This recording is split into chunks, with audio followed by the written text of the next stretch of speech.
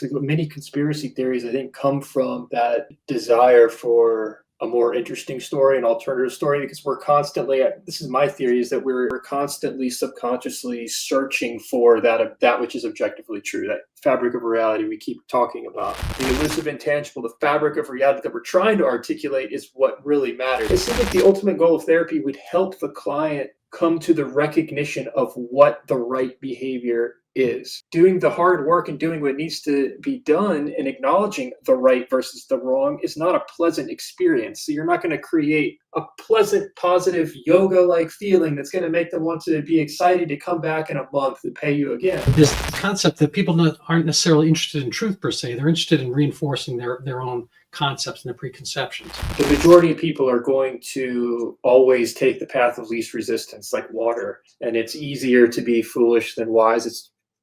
Therefore, the vast majority of people will do what is easy versus what is wise.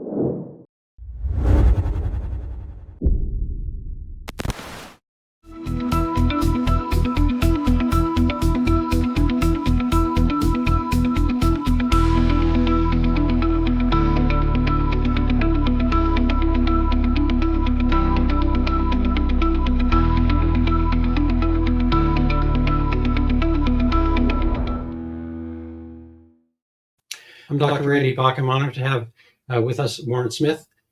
He is a fan favorite at my household. My wife and I both love his videos. He brings a clarity to discussion and discourse, and I believe he teaches locally at Emerson College, and so we're near neighbors, I guess, outside of Boston. Warren Smith, tell us a little about yourself, your recent journey. Yes, so I ended up at Emerson during graduate school in 2016. Plan was to hopefully be a professor of filmmaking, and I have been teaching there, but I ended up being full-time at a high school in the meantime because it takes a number of years to even qualify for tenure. So I fell into teaching at a public school, and then COVID hit, started teaching at a specialized school for students with behavioral challenges, still teaching the same subject matter, multimedia. And that led to one of my videos that I use in my teaching portfolio, we'll call it, ended up kind of going viral, and that kind of launched a series of events, which brings me to the present.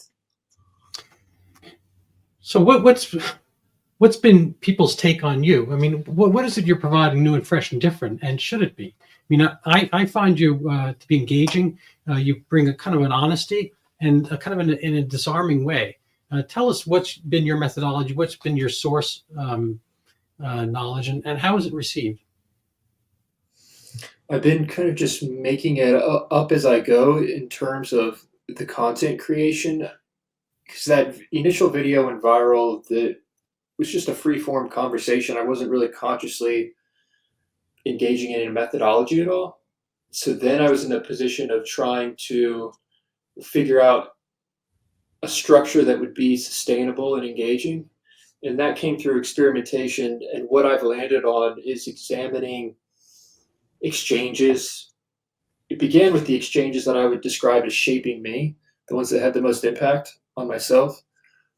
And it's kind of looking at it as though a sports commentator observing a football game, providing commentary on the plays. I'm just sharing my thoughts. Really, some videos go in different directions, but I find that it all comes down to choosing the right exchanges. And it's the ones that I feel like, oh, there's something I can actually say about this, something that I genuinely find interesting. And I'm just speaking out loud, thinking out loud as I watch it, and then I just edit it together. So. Well, that's gotten you in some interesting conversations with other people who maybe are using their own kind of kind of psyche as a social barometer in a sense. I took a piece of a psychiatry residency, and even in medical school, we were taught that when you're in the room with somebody, in this case, psychiatric complaint, that you could kind of gauge your own feelings about that. If you're feeling depressed, oftentimes that person's depressed.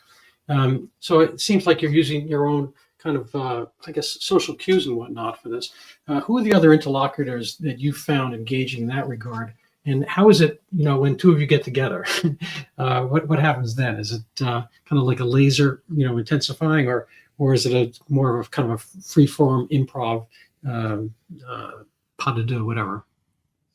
Yeah, I would say the person that had the most impact on me would be Jordan Peterson, psychologically, his work, and getting in person with him, where we did get to sit down for a 2-hour conversation. That was probably the most engaging for me because he's coming at it from such an analytical perspective that I feel like I do mirror in a way subconsciously, just because it did have such an impact. So when we meet, the result was pretty interesting. It kind of, because he's guiding it, so he really kind of knows the questions to ask, and his observations were really fascinating. But yeah, it's still, there's no preparation, there's no structure. We have no idea what it's going to look like. Mhm. It's just a conversation. So yeah, no, I found him engaging as well. Got to meet him 2 years ago. I'm one of, it's kind of like a, inverse effect. I mean, I remember him, but he's not going to remember me because I'm one of many, many thousands. But I got to meet him at a gala dinner where he was speaking. But he has a rigor and kind of an active, engaging, uh, I guess, battle. I mean, he sees it as this kind of religious battle going on, a moral, an ethical battle going on outside in the outside world, and he's in a sense not quite role playing or cosplaying it, but he's engaged in it. He embodies it in a sense. And that's a fascinating aspect. Um, so how do you keep your tool sharp, as it were, for observation? And what are the other aspects, that kind of feed into that? I mean, you can't just cogitate. We don't just interact. We don't just converse. How does that kind of frame into your situation currently, and how is it, this kind of going viral and whatnot? How has that changed your path going forward, or your viewpoint about where you should be, and providing interest or value?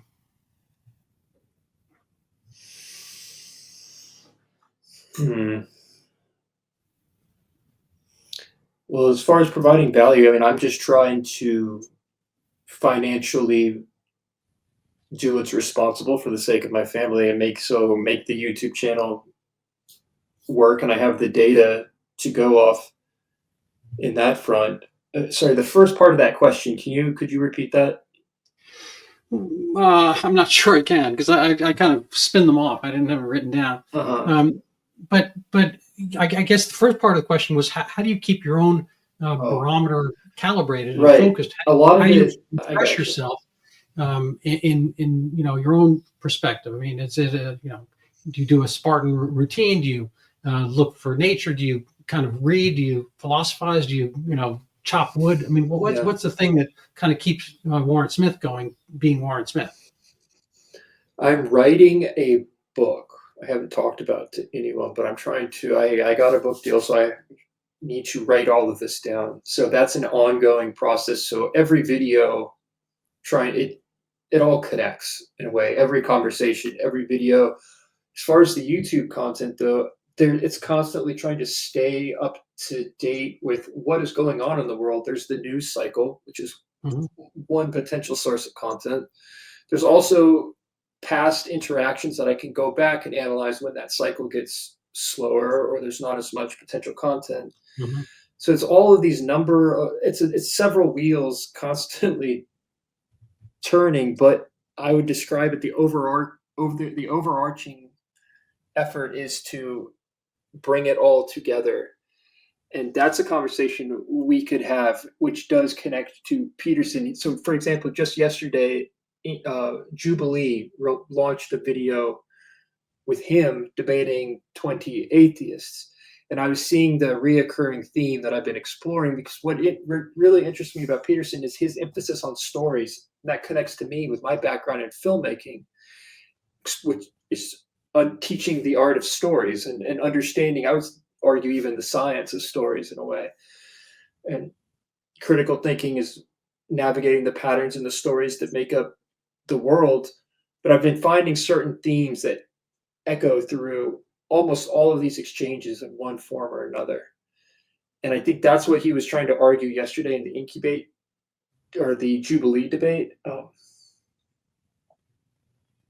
Around, well, he's very concerned with postmodernism, which my favorite video I've ever made was observing a postmodern professor on Joe Rogan.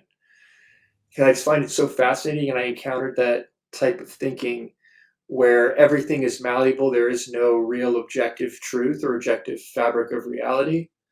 And I see that often in these dynamics. One side seems to believe that either there is no fabric of reality or it's malleable, versus Jordan Peterson. Essentially, he's trying to teach people that nothing will improve your life more than living in accordance with the laws of reality. And I use the metaphor of two boats floating on the ocean, right? One boat has the wind in its sails, and it's sailing with the tides and the currents, the fabric of reality, the laws of nature, versus a boat that we don't believe in wind or tides. It's all social constructs, and which boat is going to get to shore faster.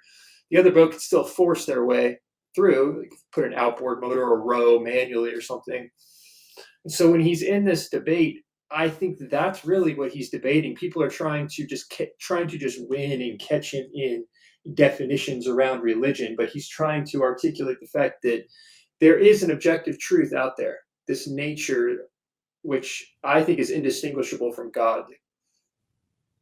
Mother Nature, nature itself, science. That's what science is trying to explain. Yeah, and living in accordance with that. And they're all just playing a semantic game over and over again. I think it gets very tiresome.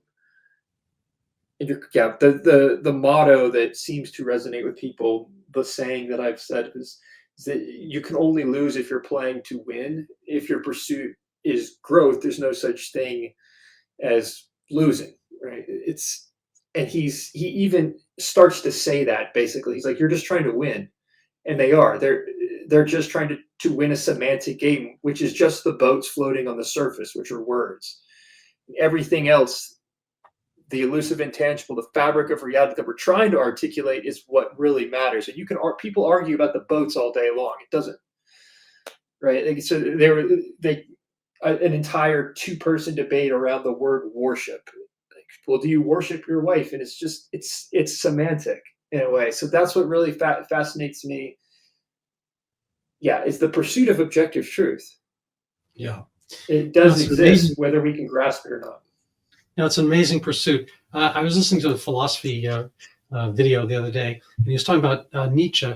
And I'm not an expert on either one, philosophy nor Nietzsche, but this concept that people aren't necessarily interested in truth per se. They're interested in reinforcing their own concepts and their preconceptions.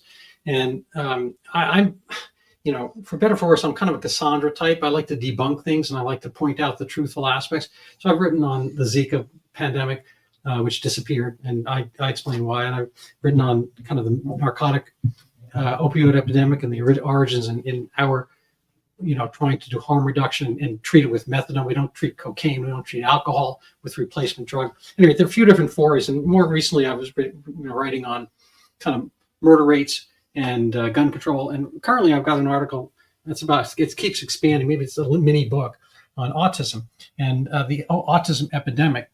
And it gets pushed back from, I think you kind of know when you're over the target, when everyone seems to be attacking it from both directions. I have the anti-vaccine crowd attacking it. I've got, sociologists attacking what, finding the objective truth of something that's nebulous is very difficult. I interviewed James Pearson recently, and he's a fellow, I think, at the Manhattan Institute. And he wrote, I think, the clarifying book on the JFK assassination. It's kind of an Occam's razor approach that, guess what? Lee Harvey Oswald was a communist. He had already, tried to assassinate somebody else, blah, blah, blah. He got caught with a gun. He shot another police officer. Anyway, but even in the face of something that's really kind of close to objective reality, like the one assassin, one killer concept, one victim, people wind up distorting. So there's a whole kind of social layer of how we perceive something that we don't want to hear. And people get invested in their own concepts and their theories and whatnot. And then it kind of, it becomes its own secondary marketplace of ideas and whatnot. So it becomes, a political game. It's more like rooting for your sports team rather than finding any kind of objective aspect to it. And Yeah. so I It think goes to that's hmm? that goes to like the idea of how we see the world through stories, which is the power of narrative, and then people defend the stories that they want to be true. You just touched on something though that I think you're going to get a lot of pushback, especially in psychology, because people do not like to acknowledge the idea that there is that which is objectively true, meaning that there is a right way to behave if in accordance with those laws of reality, right? If you're the sailboat with the wind in the sails, in any given circumstance, potentially we could identify that there is an ideal way to behave in order, in other words, a right way, which means there's a wrong way. People do not want to acknowledge that, which goes to the postmodern idea that all interpretations are equal. And so often I think it's led to this climate in therapy that's where therapy is treated more like yoga, where they are kind of affirming, they want to just, it seems like the ultimate goal of therapy would help the client come to the recognition of what the right behavior is versus what it seems to be in many cases, which is to give them a positive, affirming experience so that they will want to come back, so that they leave feeling good.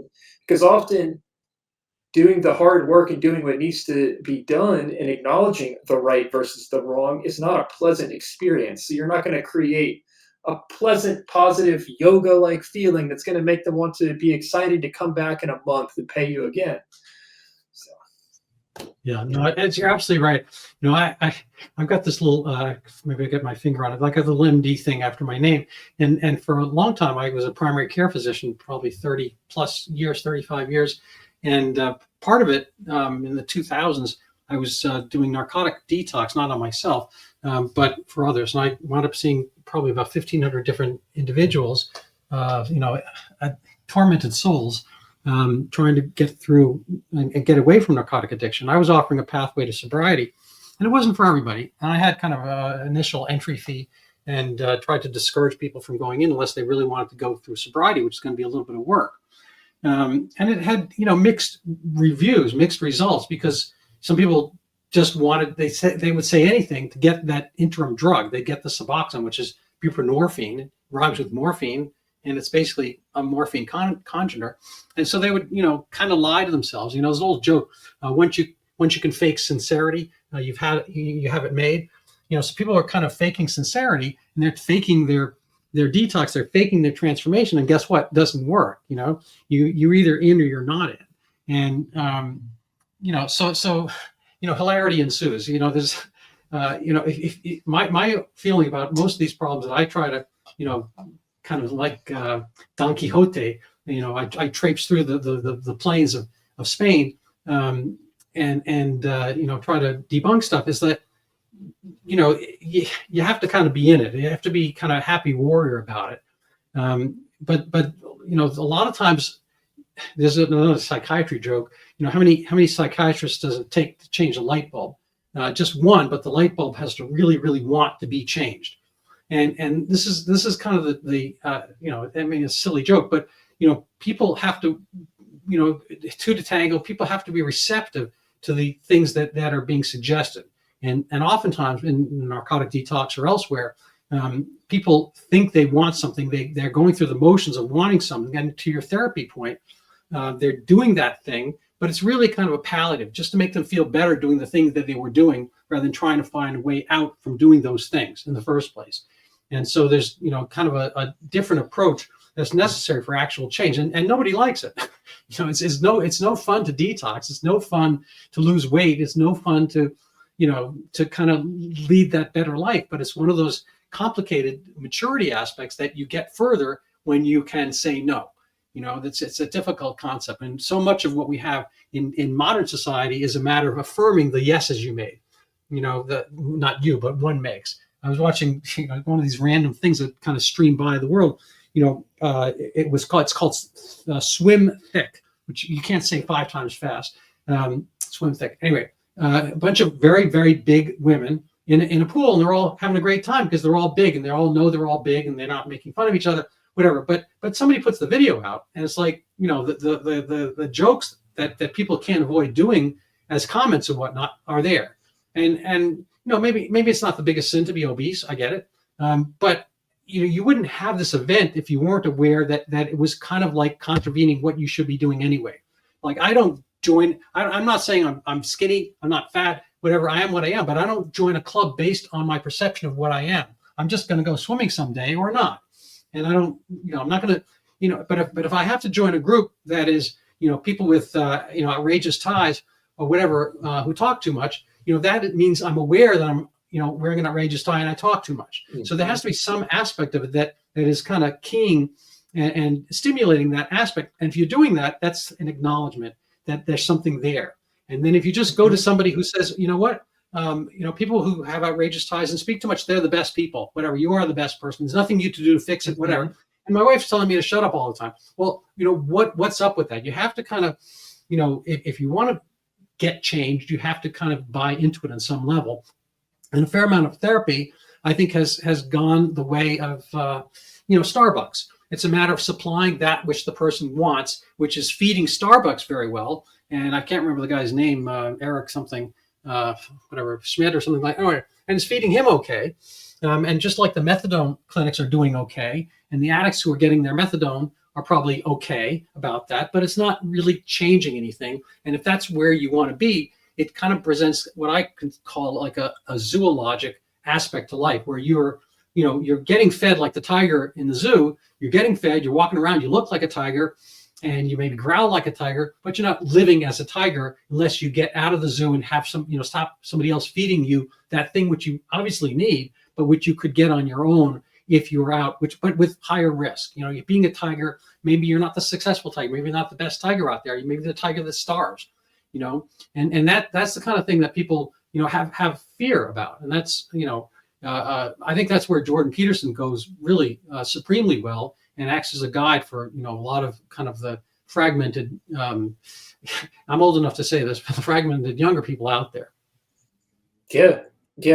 It's easier to the majority of people are going to always take the path of least resistance, like water. And it's easier to be foolish than wise. Therefore, the vast majority of people will do what is easy versus what is wise. But I'm trying to reconcile that idea with another concept I've been playing with, which you touched on.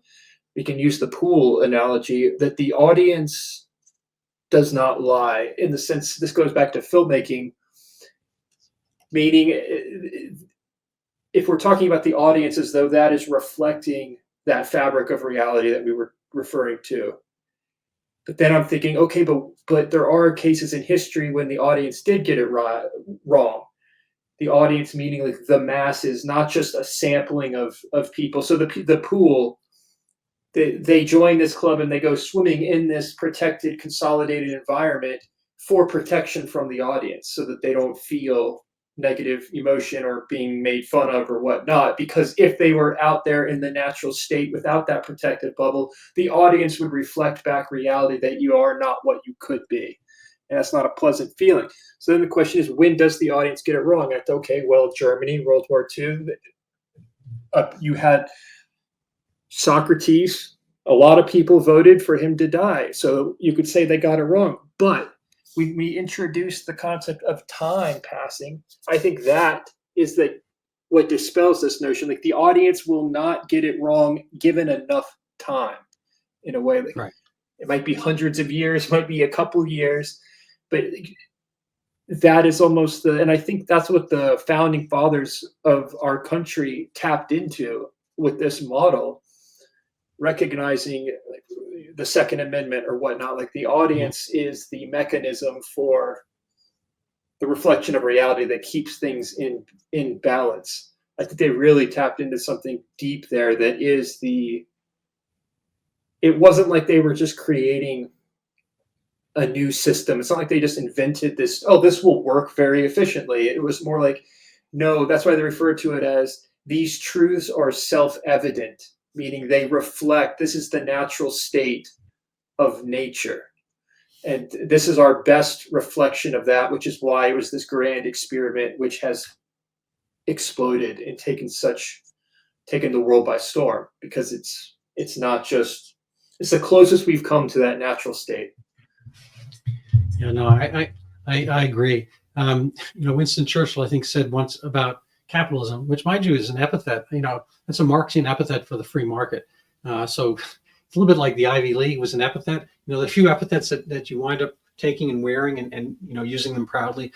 But I think he said, capitalism is the worst, Worst. most painful. He said democracy is the worst form of government except for all the others. Thank you. I think So it was democracy, not free market. So I got that. But you can apply that to I was talking about the Joe Rogan about that. You can apply that to capitalism, because people like to point out, oh, well, capitalism leads to inequality, and here's a defect. Yeah, there's going to be defects, but what's the better alternative? And that's a metaphor for how, when you're having these conversations and people are grasping to the story that they want to be true, it's like, can you offer a better mapping onto what is objectively true? And if they can't, it's like, okay, why tear this down if you can't offer anything better? Yeah, it's kind of a funny thing. This autism article I'm writing right now. One of the criticisms I got was from a professor I spoke with recently, and he's a sociology professor. He kind of takes the issue much more in a kind of a feeling way, empathic, I guess. And I'm more objective, say. I'm dispassionate, and he's maybe impassioned. And he recommended me to read the work of a Harvard professor, probably leave unnamed, who's also gender studies and all this kind of stuff. And she's upset in the sense that autism has captured the diagnosis. It's pretty much a male diagnosis. Like 80% autism is male, and I think a lot of reasons for that. And I think it kind of goes to the kind of the calculating part of the male brain, and men have a wider variant of behaviors and IQs and all kinds of characteristics. Women tend to be much more like other women, and men have a wider splay on that kind of Gaussian distribution curve of life. And on the one hand, this professor is pointing out that a lot of autism is undiagnosed in girls. They have it just as bad, blah, blah, blah. But they're able to camouflage by observing social cues. So they don't show their autism. But basically, the whole essence of autism is that you're not able to observe social cues. So, hold on, my brain started to explode with that. So I looked into her work a little bit more closely, and she's got another paper on, I don't know, one of these sex normative, kind of like getting at the man for, claiming their two sexes and whatnot. It's like, so you're upset that girls aren't getting diagnosed as much, but you don't necessarily believe that girls and boys are distinct concepts anyway. And so I haven't engaged with her yet, but, it just seems to me that a lot of that kind of thinking, like, where do you go with this? Like, if you can't be internally consistent in your own presentation, whatever, then you're just kind of like, the eternal, like, internet troll who just argues at stuff. And it's easy to like argue at that. But the harder part is to have something cohesive within yourself that presents so that you have your own, kind of prism by which to look at things, or eyeglasses or corrective lenses, whatever, so that you can come up with a concept and theory and work things through. Occam, I guess he's William of Occam. Maybe he had that. I don't know. He certainly got the name for it. But there's just so much, stuff out there that people, I think, have a hard time. At certain points, they start to doubt, because we've kind of become this conspiracy-laden thing, getting back to the JFK concept, where we kind of lose track and focus of what's right and what's there. So how do we get grounded then? Well, recognizing the temptation of narrative, like many conspiracy theories, I think, come from that desire for a more interesting story, an alternative story, because we're constantly, this is my theory, is that we're constantly subconsciously searching for that which is objectively true, that fabric of reality we keep talking about.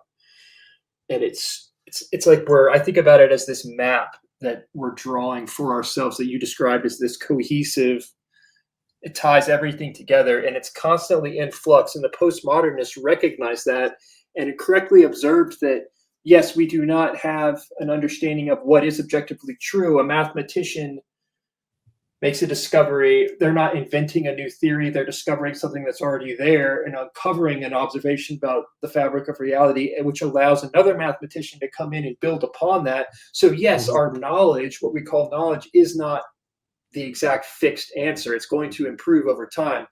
They believe that, therefore, that means that all knowledge, it's just it's dismissible in a way. So I don't really have a, how do we, I guess it's just in recognition of that, in recognition that you are constantly, you can't, you can't help but try and create that mapping,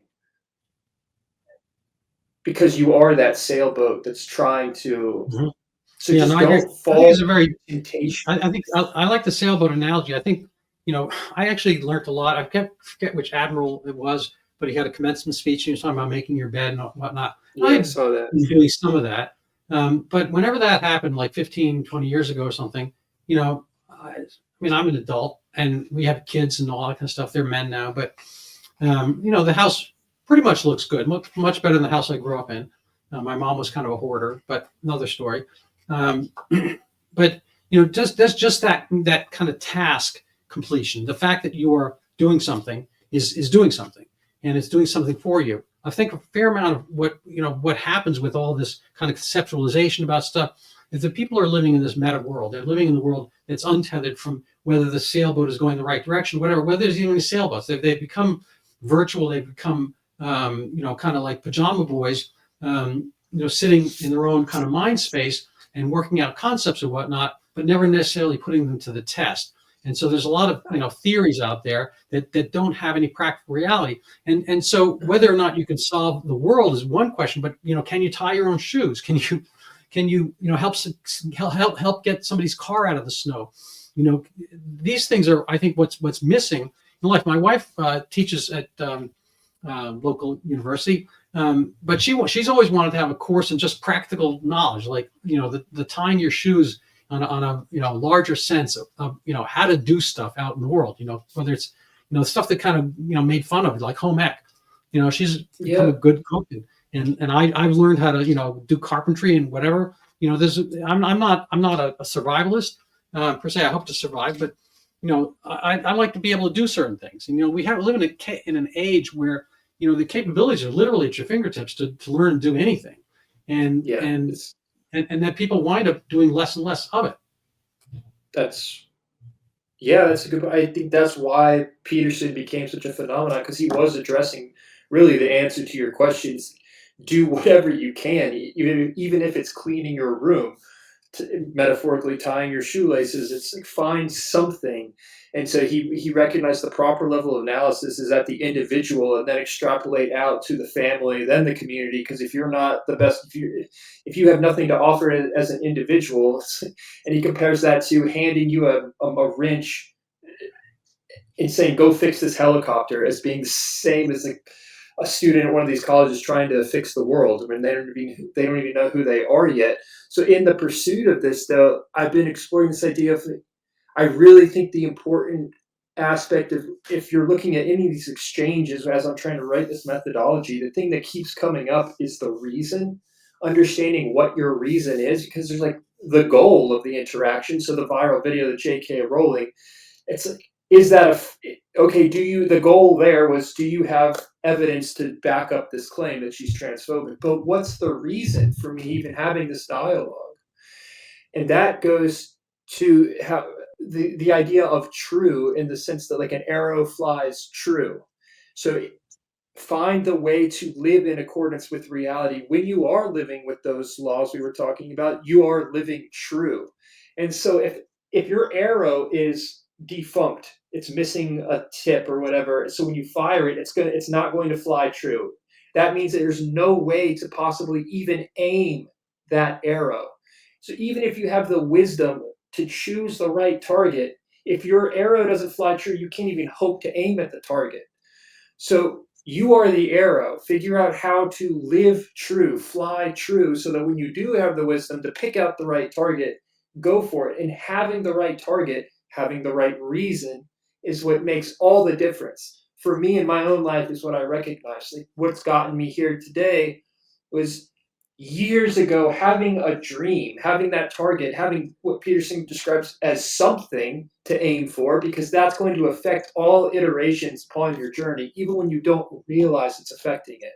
It will, it's because what determines where you go is where do you put your attention? And where you put your attention is going to be determined by that hierarchy of value. I mean, this is all in the debate what I just said about the hierarchy of value. If you're interested, you can check out that Peterson debate because he's constantly talking to them about that's where the religious structure comes from. Is the fact that there is a hierarchy of value, and worshiping is essentially just is the pursuit of what you as close to the optimal as you can, and recognizing that there are some things to you that are more important. Therefore, you do have something that you worship. Which, and he's trying to describe this to atheists, and that they're just not really having any of it. Yeah. So this is not quite the same thing, but getting back to my narcotic de-addiction days, I saw people personally. I ran a solo medical practice, and I had a regular medical practice, sore throats and broken bones and blood pressure and whatnot. And then in the mid 2000s, they came up with this thing called Suboxone, and they wanted to kind of bring the methadone treatment to Marcus Welby, to the doctor's offices and whatnot. And I was one of the people doing that. And right from the get-go, people come in from the, say, methadone clinics and whatnot. They were convinced they had a disease called narcotic usage or narcotic addiction disease. And, I looked up disease at that point, and I don't want to get into the definition per se, but disease kind of basically something that happens to you. And my feeling about narcotic addiction was something that you happen to it. 1,000 years ago, there were no narcotic addicts because of no narcotics. I mean, there might have been opium in China, but it was not a widespread phenomenon because you couldn't get this stuff. There was no fentanyl till like 20 years ago. There was no methadone 100 years ago. Anyway, so these kind of things, but people come in and they were under the concept and umbrella they had a disease. And my feeling was, look, it either is or it isn't a disease. I mean, no, there's not going to be a judge or a panel to decide this, but which is a better formulation under which you can get away from this problem? Whether we call it a disease or a trauma, a hip fracture is a trauma. It's not a disease, but it can kill you just as well as any of the diseases you might mention. If blood, I don't know, if diabetes is a disease, a hip fracture can kill you today, diabetes can kill you in 30 years. So does it meaningful? Well, I thought it was meaningful calling it not a disease or having it stay away from disease because you could be actionable. You could be an agent for your own change. Whereas I think the concept was, in a sense, to kind of neuter people's, escape mechanism. Because, and again, getting back to my zoologic analogy, a lot of people in the methadone clinics or in Starbucks or in a lot of ways throughout their lives, they are in the zoological mode. They're getting stuff, but they're not achieving stuff. They're not finding that stuff. They're not being the tiger in their own world. I'm not saying everyone should go out and I don't know, hunt for food on their hands and legs and grab things, whatever. I'm not saying we should be tigers, but in a sense, we have that same urge to do and to find and to make and create and achieve. And when that is short-circuited by something saying, oh well, you can't possibly ever get away from narcotic usage because you have this disease. This was kind of granted to you, whatever, unfairly, but that's who you are. And so there's this essence concept where if there's something that you can't change, you're just going to accept it. And maybe there are some things that obviously you have to accept. If you're 4'11" or whatever, you're going to have to accept that. I get it. But these things are, I think, mutable and not fixed. And then people wind up in a trap where they are limited by kind of applied morality to them. And this essence of finding something different requires a freeing of the mind. I'm not so much into AA and NA per se, but they do have some things right, which is, you have to find a deity. And you can look under the bed, whatever. That's not where you're going to find it. But on some level, when you feel and realize you have a purpose and that God loves you and that you can do something, you have a soul and it's not abandoned to a drug. You're not a mechanism. You're not a pass-through mechanism for the methadone clinic. You are your own creature, soul, and will. Then you can do something with it. And so it's actually, I have a book in galleys. Maybe I'll get you to look at it someday. But but the essence of the book really ties on that one question, which is the defining, literally the defining point. If you don't define the problem, you don't fix it.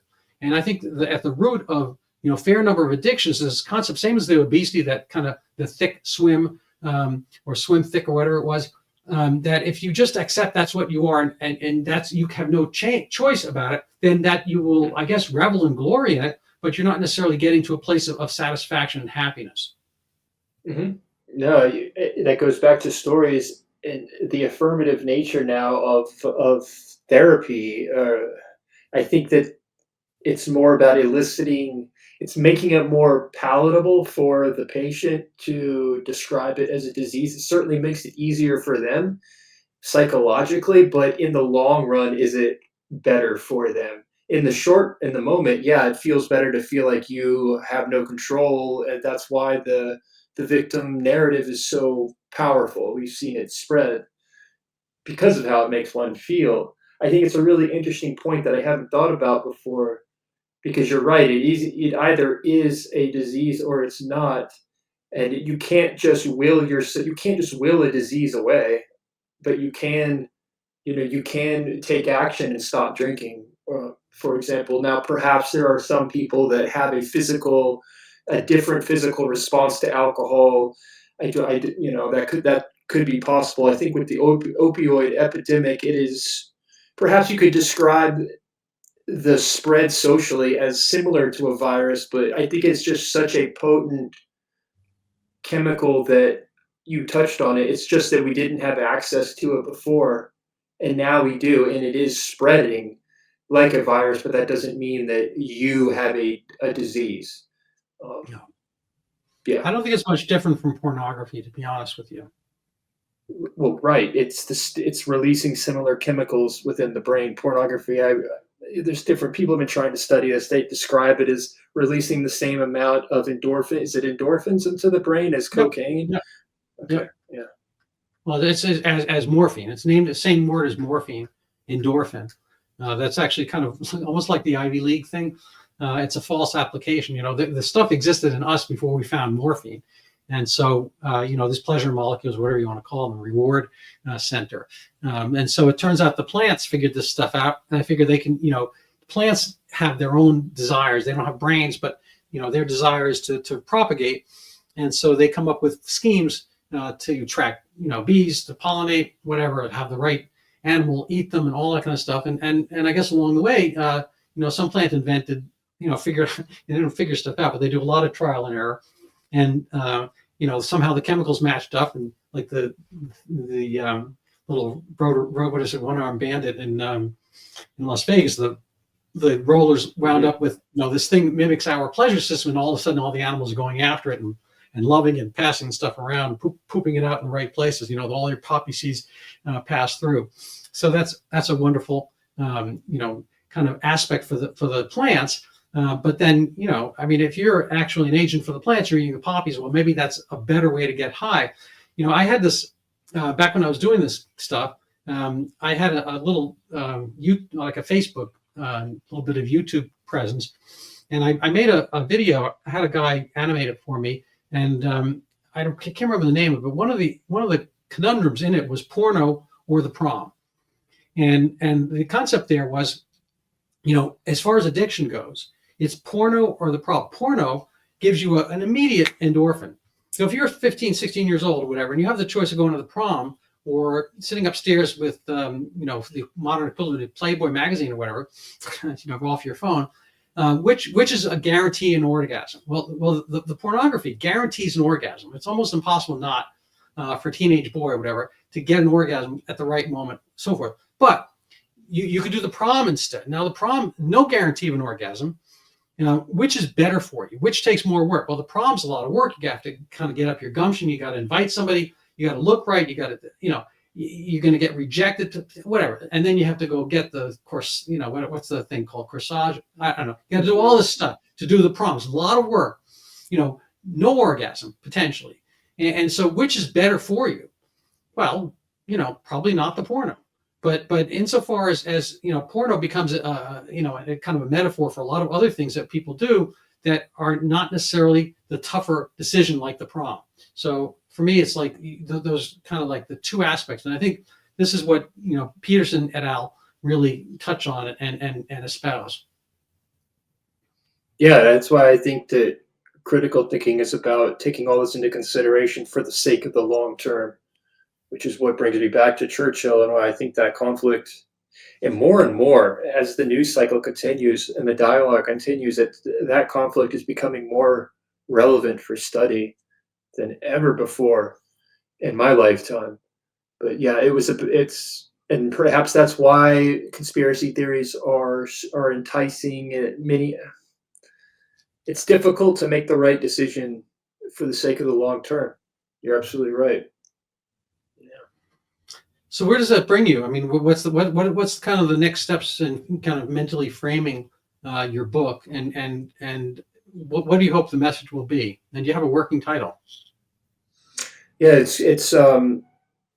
it is unlocking the power. Well, it's called A Mind of Your Own: Unlocking the Power of Critical Thinking. And what essentially this conversation where we were describing the boats floating on the surface as words, I think that's extremely important. And that was introduced to me through a professor of directing actors for movies, because that's really, I think, what acting and directing actors boils down to. But it's so relevant when we're watching debates and human language as well. But it's more about how we're trying to map onto that which is true. It's exploring all the ideas that we've been talking about, and it's that constant journey to, the pursuit that everyone is engaging in subconsciously. It's examining the subconscious patterns that occur as well, and trying to teach people a methodology that will allow them to, yes, kind of have these. It's more than just debating, though. It's not just about how to win a debate or an argument or have difficult conversations. It's similar to Peterson in the sense like that it does center around that idea that nothing will improve one's life more than living in accordance with the laws of reality.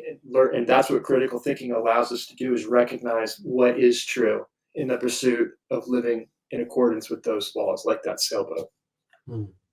So, I don't want to ask any personal questions, but what's been, if you care to answer, what's been kind of the guiding light for you, and how do you order your priorities in your own pursuits currently? That's not too general a question.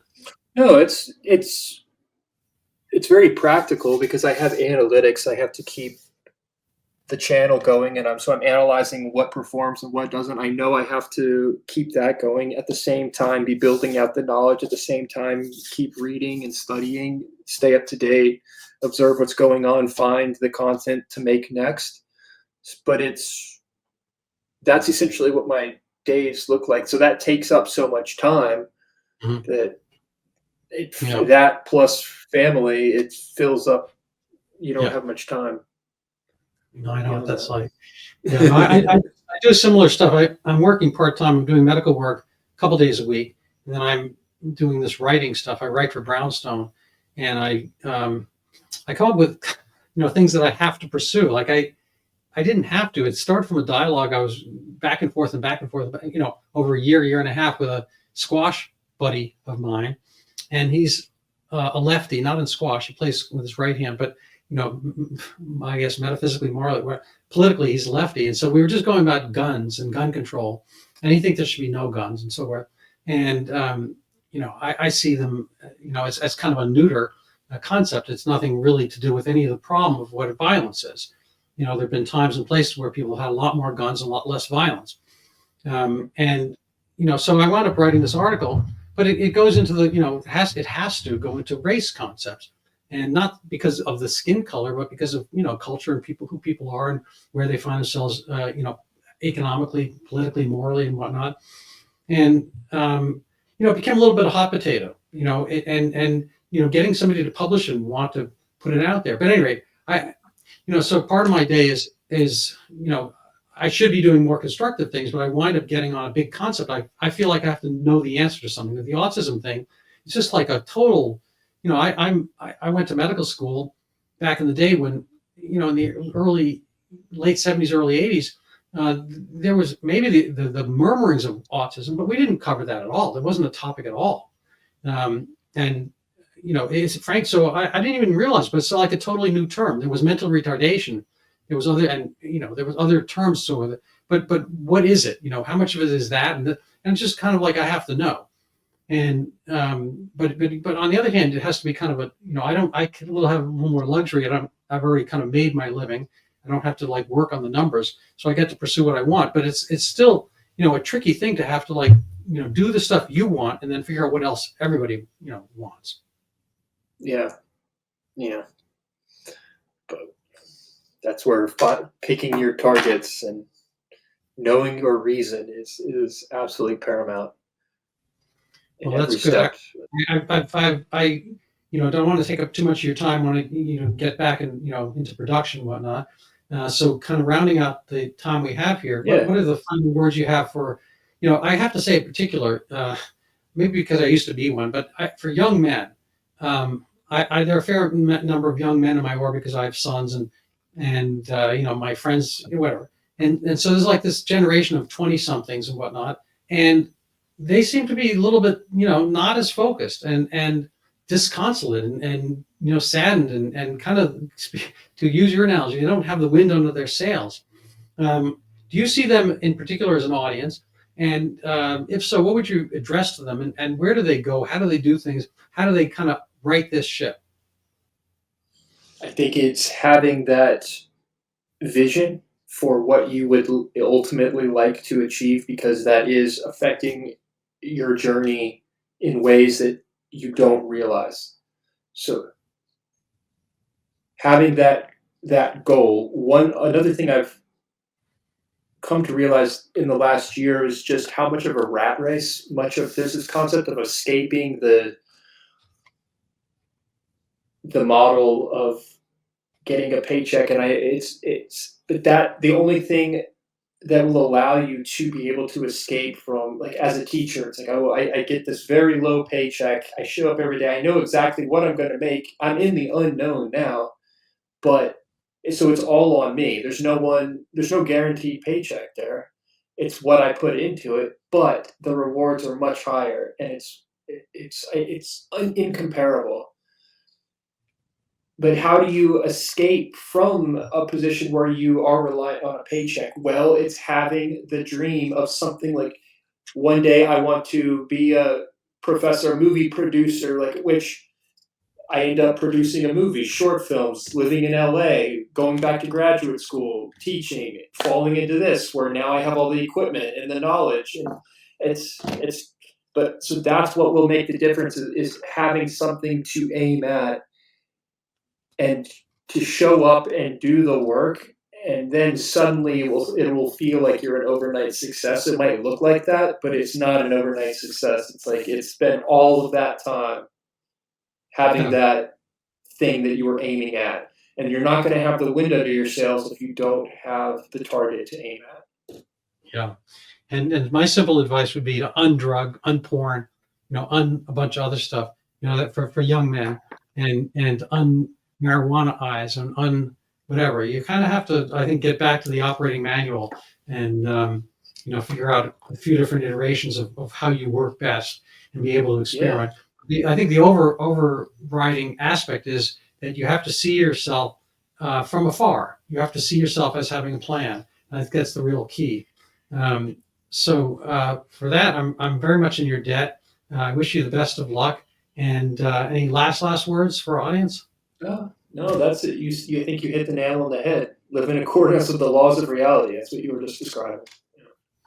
Well, that could be live in reality. We can put it that way. Live in reality. Yeah. Well, that could be your next book. So thank you, Warren, for coming on the show. People can find you how and where? On YouTube is probably the best. Warren Smith, Secret Scholar Society. Thank you for having me. So thank you very much, Warren, for coming on the show. I really appreciate your time and efforts, and I hope people will follow you. And I enjoy your work in particular, and so frankly, does my wife very, very much. And so we're in your debt for providing clarity to conversations and kind of getting away from some of the vituperation, vengeance, and I don't know what, vitriol, and what other V word, I can't think of another one. So thank you very much, Warren. Well, thank you. Thank you. It's an honor. I really appreciate your support and your feedback and enjoying the content. I appreciate it. All right. Perfect.